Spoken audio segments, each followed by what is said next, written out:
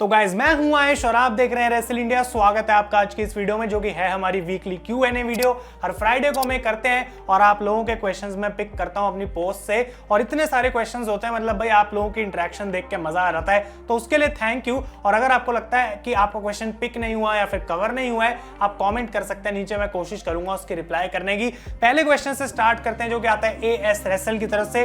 How do wrestlers know that when they have to get eliminated in the royal rumble match? तो भाई कैसे पता लगता है, क्योंकि 30 सुपरस्टार होते हैं, कब किसको क्या, मतलब इतना सारा कैसे काम होता है। तो ये भी हर एक रेसलिंग मैच की तरह पहले से रिहर्स करा जाता है और एक एक स्पॉट ऑब्वियसली पहले से लोगों को पता होता है। आई थिंक मेजर स्पॉट्स पे ज्यादा ध्यान दिया जाता है और बाकी रेसलर्स को इतना पता होता है कि भाई कैसे हमें रॉयल रंबल में टाइम बिताना है। मेजर एलिमिनेशंस को ज्यादा अच्छे से वो रिहर्स करते हैं, स्क्रिप्ट करते हैं कि क्राउड कैसे रिएक्ट करेगा, कहां पे तुम्हें गिरना है, ये सारी चीजें वो पहले से रिहर्स करते हैं। रॉयल रंबल पार्टिसिपेंट्स को पहले से पता होता है कि किस नंबर पे कौन सा सरप्राइज है, और ये सारी बातें गाइस काफी इंपॉर्टेंट है। तो रिहर्सल होती है और उससे इनको पता लगता है। अगला क्वेश्चन आता है HTB गेमर की तरफ से, can Aleister Black and Braun Strowman return to WWE? तो भाई देखो, अभी एकदम से तो मैं नहीं बोलूंगा कि वो वापस आएंगे, क्योंकि समोआ जो की बात कुछ अलग थी, उसके बारे में हम डिस्कस करेंगे। लेकिन एलिस्टर ब्लैक और ब्रॉन स्ट्रोमैन का केस अलग है।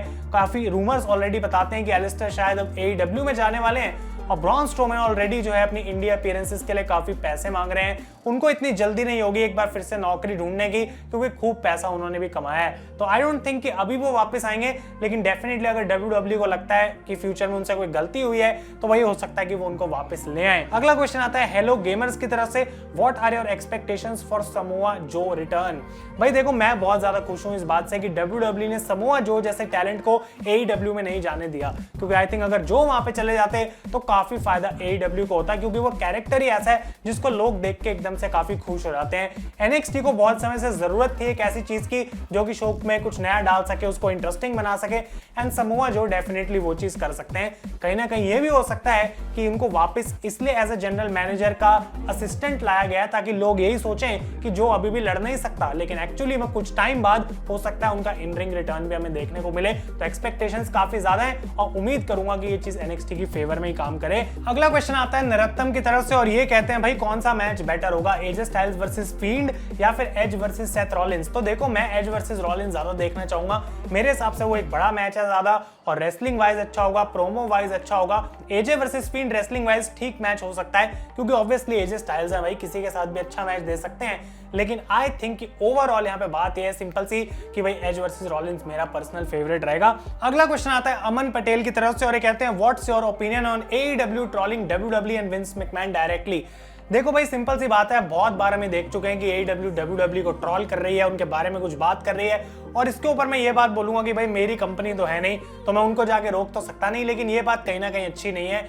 एक बार, दो बार, तीन बार, चार बार अच्छा लगता है, लेकिन हर बार उस चीज को ट्रोल करना आई डोंट थिंक कि फनी है। और AEW कहीं ना कहीं उस चीज को इतना ज्यादा ओवर कर रही है कि एक पॉइंट के बाद लोगों को लगेगा कि भाई इनका बस यही काम है और कुछ इनको आता नहीं है। तो अगर वो ट्रोल करते हैं किसी एक चीज को, जैसे लेग स्लैप वाली चीज को किया था, वो फनी था, वो एक हमको लग रहा था कि एक कूल तरीके से उन्होंने शॉट लिया है, लेकिन हर चीज पे WWE को फोकस करना आई डोंट थिंक कि उनके लिए एक बढ़िया चॉइस है। हो सकता है वो इसलिए कर रहे हो क्योंकि एज अ कंपनी उनको वो चीज अटेंशन देगी, लेकिन मेरे हिसाब से लॉन्ग टर्म में ये गलत टाइप की अटेंशन है जो कि AEW को चाहिए नहीं, तो डेफिनेटली उनकी ये चीज गलत है। अगला क्वेश्चन आता है द टफेस्ट SOB की तरफ से, top 3 best Hell in a Cell matches in the history of WWE। तो अगर टॉप 3 होगा, ये किसी ऑर्डर में नहीं है, obviously triple H versus Undertaker hell in a cell match WrestleMania 28, Undertaker versus Mankind का मैच जो कि हमें किंग ऑफ द रिंग में देखने को मिला था, और साथ के साथ मैं कहूंगा शॉन माइकल्स वर्सेस अंडरटेकर का मैच जो कि पहला hello in a cell match था बैड ब्लड में, और केन का डेब्यू हमें वहां पे देखने को मिला।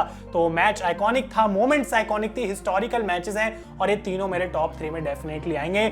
अगला क्वेश्चन आता है प्रणव ठाकुर की तरफ से, आप इन दोनों में से क्या चूज करोगे, WWE या AEW? WWE में तुम्हें ज्यादा पैसा मिलेगा बट जॉबर की तरह बुक होगे, AEW में कम पैसा मिलेगा बट मेन इवेंट पुश मिलेगा। ऑब्वियसली मैं AEW को इस केस में चुनूंगा भाई, क्योंकि एज अ सुपरस्टार तुम्हारा करियर तो तभी आगे बढ़ेगा अगर तुम मेन इवेंट के अंदर रहोगे।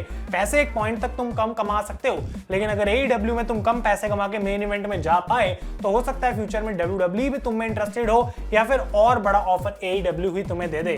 तो अगर पॉपुलर होते रहोगे, ग्रो करते रहोगे, वो इंपॉर्टेंट है। कुछ टाइम तक तुम्हें बहुत बहुत सारा पैसा मिल जाए और उसके बाद तुम रिलीज कर दिया गया, तो फिर क्या करोगे? क्योंकि जो टाइम तुमने उस कंपनी में बिताया वो भी तुम्हारा वेस्ट हो गया और कुछ खास ग्रोथ तुम्हारी हुई नहीं। तो ये general question I think career के लिए भी किसी की, कि भाई अगर कम से भी शुरुआत हो रही है, मनी वाइज तो कोई फर्क नहीं पड़ता, लेकिन ग्रो होते रहना चाहिए हमेशा और पैसा जो है अपने आप ही आ जाता है। अगला क्वेश्चन है मंगला द्विवेदी की तरफ से, why WWE is using its main Raw superstars in tag teams like Randy Orton and AJ Styles? और इसका आंसर काफी सिंपल है कि उनके पास टैग टीम्स ही नहीं है और जो हैं उनके ऊपर उन्हें ट्रस्ट नहीं है।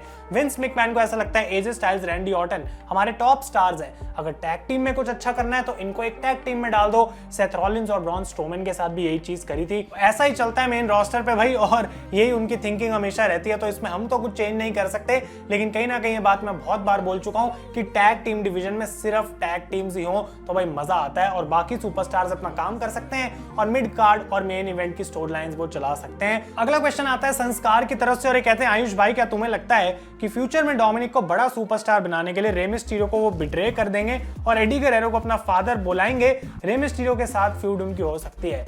तो भाई देखो, आपका सेकंड पार्ट क्वेश्चन जो है, मुझे नहीं लगता कि ऐसा होगा, क्योंकि इतने समय से फादर सन वो कर रहे हैं और अब डोमिनिक आके बोले कि मेरा फादर एडी था, तो आई डोंट थिंक कि उसको उतना सीरियसली फिर लोग लेंगे। लेकिन पहला पार्ट जो आपके क्वेश्चन का बिल्कुल परफेक्ट है, मुझे लगता है कि डोमिनिक वर्सेस रे मिस्टीरियो की फ्यूड हमें देखने को मिल जाएगी। हो सकता है समर स्लैम में देखने को मिल जाए, कुछ भी पॉसिबल है क्योंकि अभी वो टैग टीम चैंपियंस है। लेकिन डोमिनिक के साथ जो मैं स्टोरी लाइन रखूंगा वो ये कि वो अपने फादर के नाम से नहीं जानना चाहते और उनको चाहिए कि भाई मैं भी इंडिविजुअली आगे बढ़ूं, मेरे को लोग जाने डोमिनिक के नाम से, ना कि रे मिस्टीरियो के बेटे के नाम से। तो उस चीज के लिए उनको अपने फादर के अगेंस्ट जाना पड़ेगा और अगर वो अपने फादर को एक मैच में हरा देते हैं तो डोमिनिक प्रूव कर पाएंगे कि हाँ भाई मेरी भी कोई वर्थ है। आई थिंक ये स्टोरी लाइन बेटर रहेगी और यही हमें देखने को भी मिल सकता है। अगला क्वेश्चन आता है बबलू की तरफ से, कहते हैं ब्रो क्या आपको लगता है कि फील्ड अटैक कर सकता है ड्रू पर और उनका मैच हो सकता है समर स्लैम पे? एक बहुत अच्छा आइडिया है क्योंकि फील्ड अभी यहाँ पे है नहीं, क्या होगा उसके साथ हमें कोई आइडिया नहीं है। ड्रू मैकिंटायर के पास आखिरी मौका है WWE टाइटल के लिए, ड्रू मैकिंटायर फेस भी है और फील्ड हील भी है, तो आपकी बात बिल्कुल सही है, लेकिन ऐसा अभी तक कोई रूमर नहीं आया तो हम सोच के नहीं बैठेंगे कि फील्ड अटैक करेगा मैकिंटायर को, लेकिन ये अगर होता है तो एक अच्छी पॉसिबिलिटी बन सकती है। अगला क्वेश्चन आता है दीपक कुमार की तरफ से, what is for Drew McIntyre after Hell in a Cell? Literally उसी के बारे में हमने बात करी, एक अच्छा आइडिया दिया फील्ड के साथ और साथ के साथ जिंदर महाल है एक ऑब्वियस ऑप्शन जो कि WWE यूज कर सकती है। Can he compete in the mid card for the US title against Sheamus?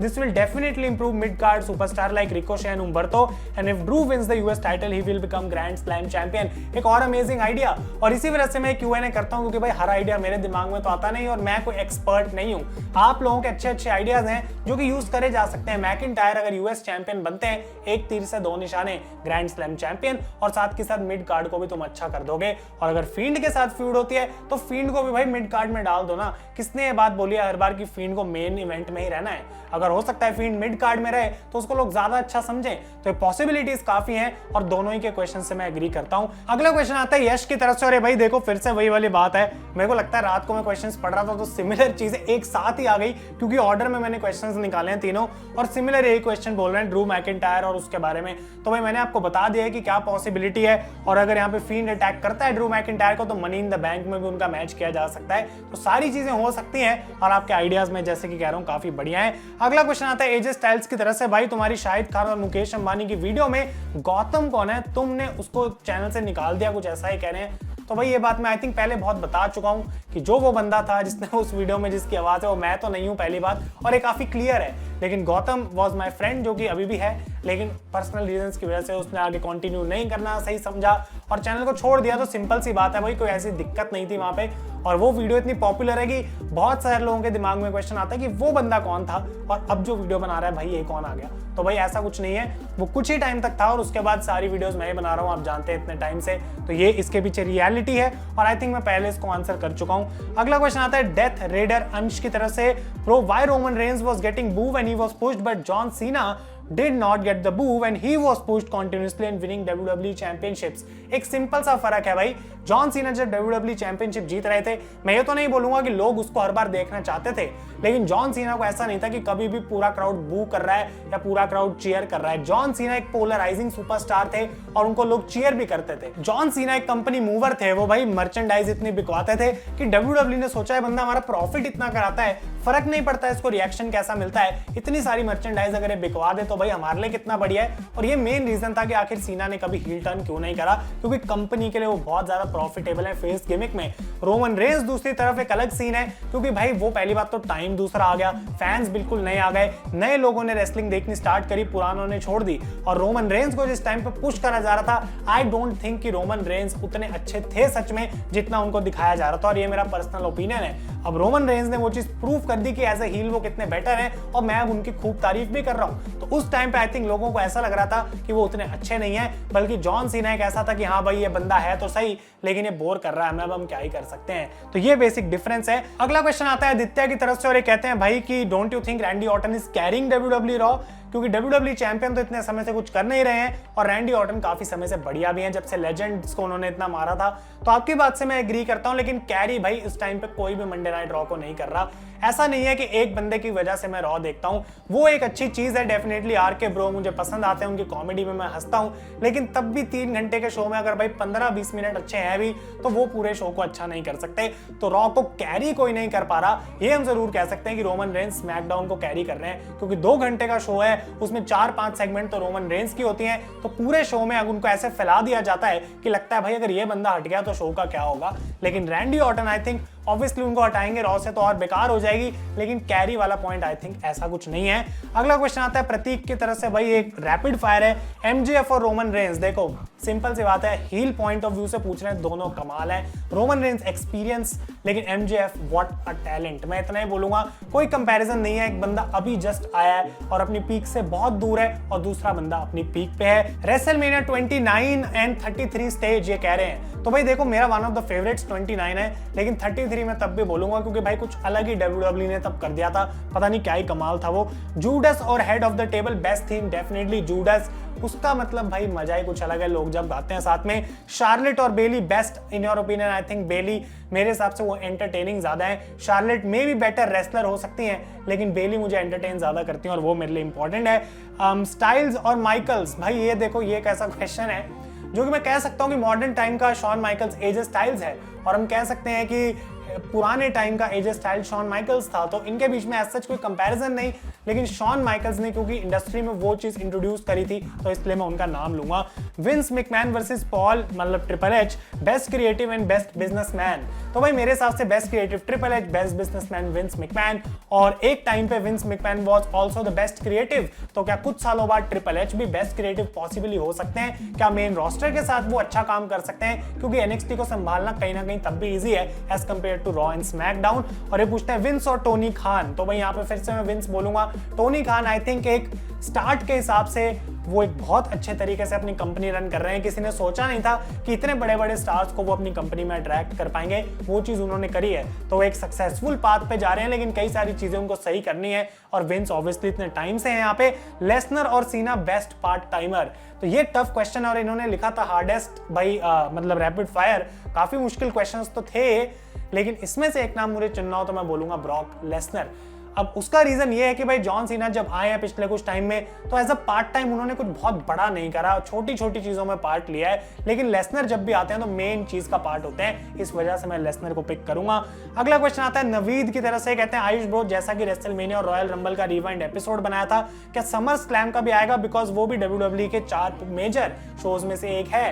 तो भाई देखो अभी मैंने सोचा तो था कि चारों मेजर पेपर व्यू का रिवाइंड करूंगा, लेकिन टाइम की कमी की वजह से शायद समर स्लैम रिवाइंड ना आ पाए। तब भी मैंने अभी फाइनल डिसीजन नहीं लिया है, तो आप उसके लिए स्टे ट्यून्ड रहें, क्योंकि अगर ऐसा होगा, अगर 3-4 ही मैं कर पाऊं तो मैं कोशिश करता हूं कि आपके लिए वो लेकर आऊं। और आज का फाइनल क्वेश्चन आता है बिलाल की तरफ से, कहते हैं rank these dream matches from worst to best. और भाई वर्स्ट ड्रीम मैच क्या होता है वो तो मुझे पता नहीं इसकी डेफिनेशन, लेकिन Roman Rock, Edge Rollins, AJ HBK, Sting versus Taker, Punk versus Adam Cole, Lesnar. भाई इतने अच्छे अच्छे मैचेस में वर्स्ट मैच कोई है नहीं, तो आई डोंट थिंक कि इसको कोई रैंक कर सकता है वर्स्ट। कोशिश करता हूं मैं, लेकिन बहुत बकवास होगा। वर्स्ट आई थिंक इनके अंदर से हो सकता है पंक वर्सेस कोल, ऑब्वियसली एक बहुत बढ़िया मैच होगा ये भी।